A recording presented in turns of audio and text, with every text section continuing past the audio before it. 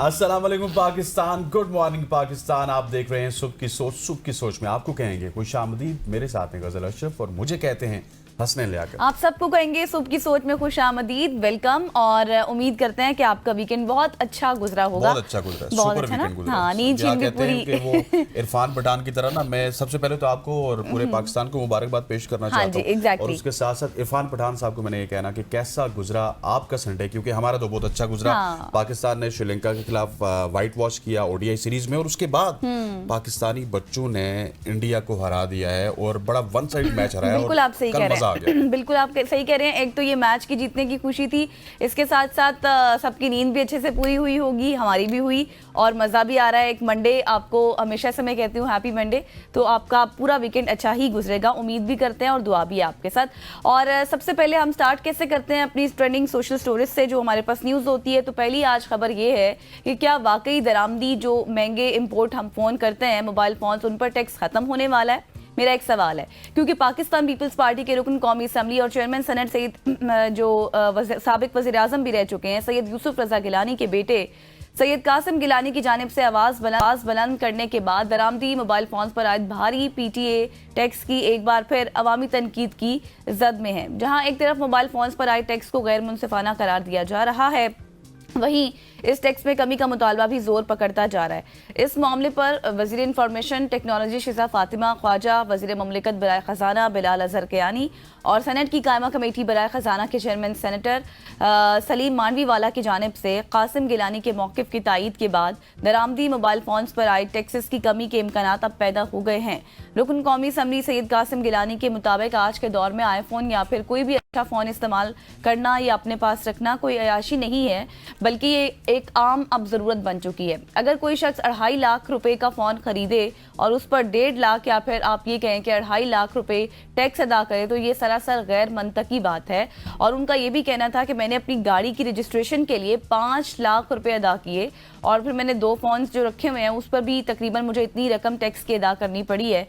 क्या ये मुनासिब है या फिर नहीं? कासिम गिलानी ने मजीद ये भी कहा कि वो इस सिलसिले में भरपूर मुहिम भी चलाएंगे और उनकी कोशिश है कि वो आइंदा बजट से पहले वज़ीर आज़म को कायल करेंगे कि महंगे फ़ोन्स पर टैक्स की हद ज़्यादा से ज़्यादा 50,000 तक आप मुकर्रर कर दें, इससे ज़्यादा नहीं होनी चाहिए। बिल्कुल ऐसी है। कासिम गिलानी साहब इस वक्त वही बात कर रहे हैं जो आवाम के दिल के बहुत करीब है, और बिल्कुल ठीक बात है कि फ़ोन ऑलरेडी जिसकी कीमत 3-4 लाख रुपए पाकिस्तान में पहुंचते ही होती है, उसके ऊपर आप अगर 2.5 लाख या फिर 1.5 लाख रुपए टैक्स लगा देंगे तो वो फ़ोन जो दुनिया भर में जिस आईफोन को 3 लाख में या 4 लाख में ख़रीदा जाता है, स्पेशली अगर आईफोन या फिर सैमसंग के अच्छे मॉडल्स की बात की जाए तो उन्हीं के हवाले से पाकिस्तान में इस वक्त बाज़गश्त हो रही है। तो वहाँ पे वो 3 लाख के होते हैं, पाकिस्तान में 6 लाख के होते हैं। और इसमें आजकल एआई टेक्नोलॉजी इतनी ज़्यादा आ चुकी है, चैट जीपीटी का ज़माना है। तो ये फ़ोन्स वो ठीक कह रहे हैं कि अब अयाशी के ज़ुमरे में नहीं आते, बल्कि ये हमारी ज़रूरत है।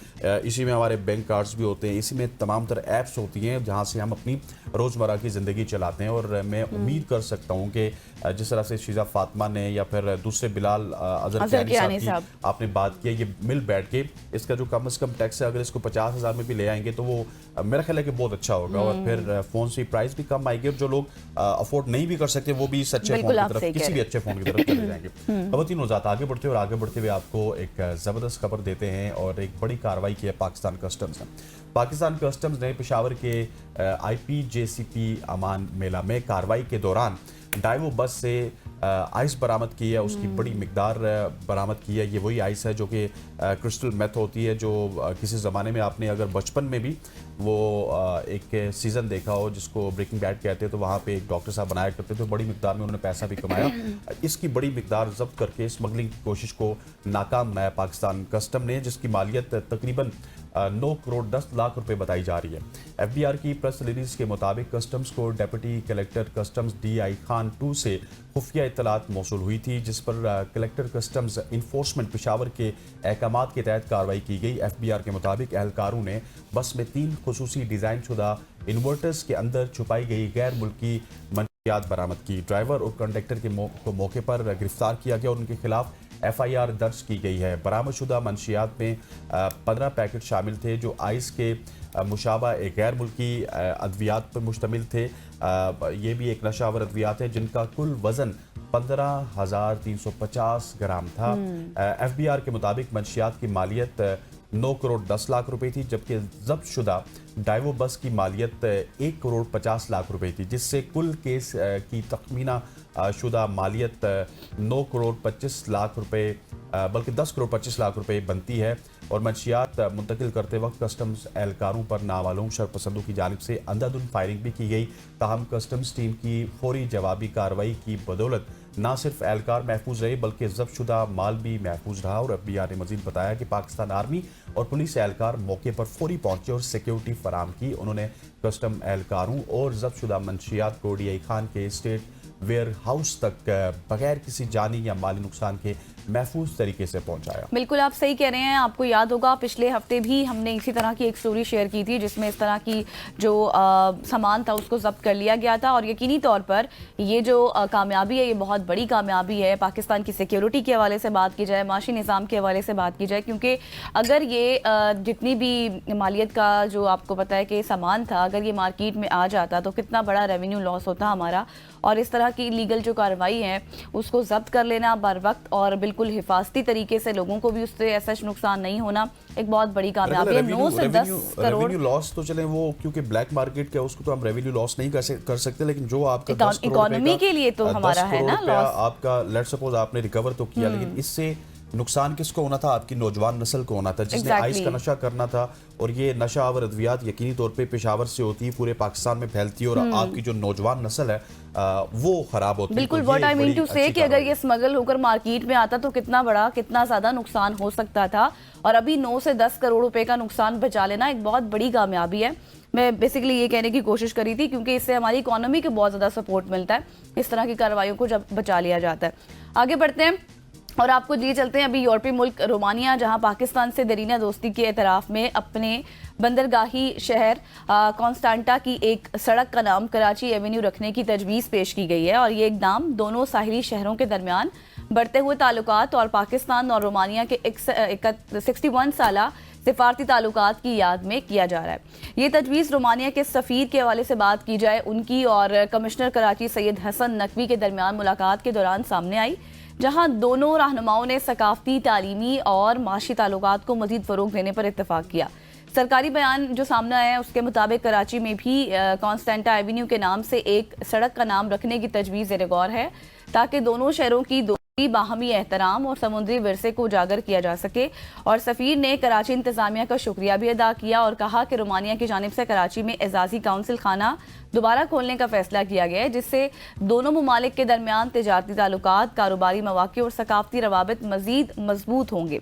और ये इक़दाम पाकिस्तान और रोमानिया के दरमियान ताल्लुकात के एक नए बाब की अलामत करार भी दिया जा रहा है। बिल्कुल ऐसे है, ये जिस तरह गजल ने आपको स्टोरी बताई है that is a very good story. और मैं समझता हूँ कि रोमानिया में जो कराची एवेन्यू होगा उसका हालात कराची वाले ना हो जाए, वहाँ पे कराची के जिस तरह के हालात हैं उस तरह के रोमानिया में ना। और जिस तरह आपने कराची की बात की तो मैं आपको कराची ले चलता हूँ। कराची में बढ़ती हुई वारदातों के बावजूद शहरियों ने ना सिर्फ हिम्मत का मुजाहरा किया बल्कि ऐसे तख्लीकी तरीके भी ईजाद कर लिए जिन्हें देखकर कोई भी हैरान रह जाता है। ऐसा ही एक मुनफरिद वाक़या शहर कायद की एक छोटी सी दुकान में पेश आया, जहां एक दुकानदार ने अपनी हाजिर दिमागी से एक मुमकिन डकैती को ना सिर्फ नाकाम बनाया बल्कि डाकू को भी खाली हाथ वापस जाने पर मजबूर कर दिया। वीडियो में देखा जा सकता है कि एक मुसल्ला डाकू को दुकान में दाखिल होता हुआ और सीधा दुकानदार के पास जाता हुआ और उसे जोर से थप्पड़ मारता हुआ भी उसको देखा गया। लेकिन अगले ही पल वो होता है जो किसी ने सोचा भी ना था। थप्पड़ लगते ही दुकानदार ज़मीन पर गिर जाता है और वो ऐसे कांपने लगता है जैसे उसे शदीद दौरा पड़ चुका है। डाकू भी घबरा गया, उसके चेहरे की बौखलाहट साफ देखी जा सकती है और वो बगैर कुछ लूटे दुकान से बाहर भाग गया।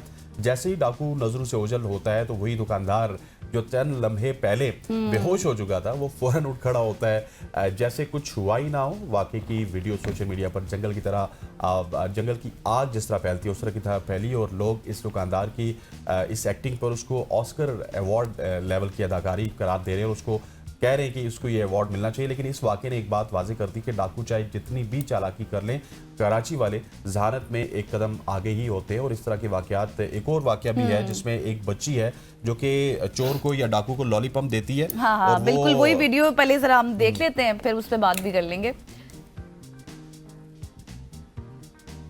सिर्फ बात करनी है, सही। साथ साथ वो नजर अच्छा, आ रही ये है। वीडियो इस वक्त अब जो चल रही है आप देख रहे होंगे, जैसे पहले हसनैन ने एक वीडियो दिखाई है आपको, अब कराची वाले लोग इतने होशियार हो चुके हैं और उनको वो भी जाना चाहिए, क्योंकि आए रोज की वाकयात इस तरह से उनके साथ पेश आते हैं, तब उनको पता है ट्रिक्स की किस तरह से होनी चाहिए। लेकिन ये जो वीडियो इस वक्त चल रही है सामने, ये आप देखें कि सेम एज इट इज वही वीडियो है। एक चोर, एक डाकू आता है दुकान में, दुकानदार से वो पैसे वगैरह लेता है, उसको थप्पड़ रसीद करता है, कुछ भी। साथ ही जब वो सारा कुछ ले लेता है तो दुकानदार की बेटी भी उसके साथ बैठी हुई है और वो कहती है कि तुमने जब सब कुछ ले ही लिया तो मेरा लॉलीपॉप भी ले लो, ये भी ले जाओ। और वहां पर उस चोर का कैसे दिल नर्म हुआ कि उसने सारा कुछ उस दुकानदार को वापस कर दिया।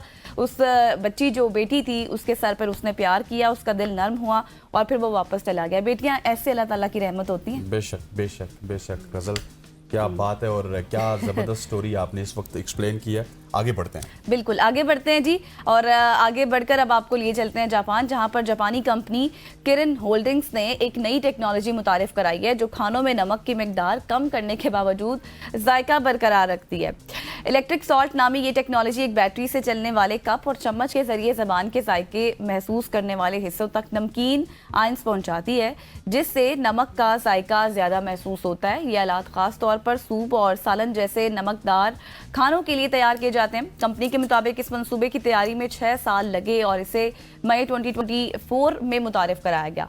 Electric salt 2025 Las Vegas innovation awards में डिजिटल हेल्थ और एज टेक कैटेगरीज में एजाजात मिले और किरिन होल्डिंग्स आइंदा साल जापान से बाहर उसकी फरोख्त शुरू करेगी और 2030 तक 1 मिलियन सार्फिन तक पहुंचने का हदफ भी रखती है। माहिरीन के मुताबिक ये टेक्नोलॉजी कम सोडियम इस्तेमाल करने वालों के लिए फायदेमंद साबित हो सकती है। अब खाने पीने में भी टेक्नोलॉजी है, बिल्कुल ऐसी है और खाने पीने में भी टेक्नोलॉजी आ चुकी है और ये बड़ा आसान होगा जो कि हाउस होल्ड वाइफ्स होती हैं या हाउस होल्ड कोई भी शख्स है जो कि अपने घरों में इस तरह की चीज़ें करते हो तो वो अप्लाई कर सकते हैं इनको। आगे बढ़ते खवातीन वज़ात, हमारे पास वक्त थोड़ा सा कम है। 3 बच्चों के बाप जापानी शख्स ने गुज़श्ता 20 साल से एक ही घर में रहने के बावजूद अपनी बीवी से एक लफ्ज तक नहीं कहा। ये पॉसिबल है? ये कैसे पॉसिबल है? ये पॉसिबल है, लेकिन एक टीवी चैनल की मुदाखलत पर उसने अपनी बीवी से पहली मर्तबा बात की, वो भी 20 साल बाद। जापान का रिहायशी है जिसका नाम है ओतो। ये शख्स गुज़श्ता 20 बरस से अपनी बीवी से कोई बात नहीं कर रहा और बीवी के सवालात पर सर हिलाता है या फिर हाँ और हूँ करता है। ये हमारे लिए भी, हम कभी नाराज होंगे तो हम कहेंगे ठीक है गजल सही है, बल्कि गजल भी नहीं ओके भी नहीं कहते वो, नहीं हम इसका करेंगे। आगे बढ़ते हैं। इस गैर मामूली सूरत हाल का इंकशाफ इसके 18 साल बेटे ने एक टीवी शो में किया और जापानी अवाम से कहा कि वो इसके वालिदैन की गुफ्तगू मामूल पर लाने में मदद करें। ओतो के बेटे ने टीवी को तहरीर लिखी जिस पर कहा गया कि इसके वालिद बहुत जल्द रिटायर होने वाले हैं और डर है कि उसने अगर वो रिटायरमेंट के बाद उनके वालिदैन के ताल्लुकात मजीद ख़राब हो सकते हैं और मामला तलाक तक पहुंच सकता है। ओतो की बेगम और बच्चे खानदान में इस तनाज़े से वाकिफ़ हैं, लेकिन कई बरस बाद भी वो इसकी वजह जानने से कासिर रहे कि वजह क्या है, ये क्यों आपस में नहीं बोलते।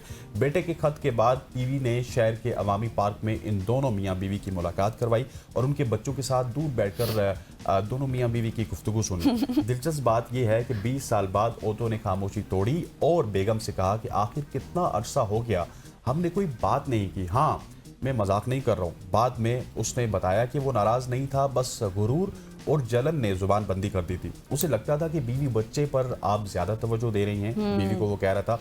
और सबके सामने एक जज्बाती लम्हे में उसकी बीवी ने आखिरकार उससे माफ़ी मांगी और गुजरे सालों पर अफसोस जाहिर किया। ये अगर चीज़ पहले हो जाती तो शायद ना होता, लेकिन देखिए उनके बेटे ने जिस तरह से टीवी में एक बयान दिया और उनको लगा कि बाद में ऐसा हो सकता है। लेकिन अगर मैं सारा इसका लुब्बे लबाब देखूं तो अच्छा हो गया उन्होंने आपस में बात कर ली, वरना मामला आगे जा सकता था। और हमारा मामला थोड़ा सा और आगे जाएगा खवातीन वज़ात, और यहाँ पे वक्त हो जाता है एक शॉर्ट सी कमर्शियल ब्रेक लेंगे। ब्रेक के बाद वापस आएंगे। कुछ और सेगमेंट्स हैं, कुछ और बातें हैं जो कि आपके साथ शेयर करनी है। यहाँ पे वक्त हो जाता है शॉर्ट सी कमर्शियल ब्रेक का। Stay with us.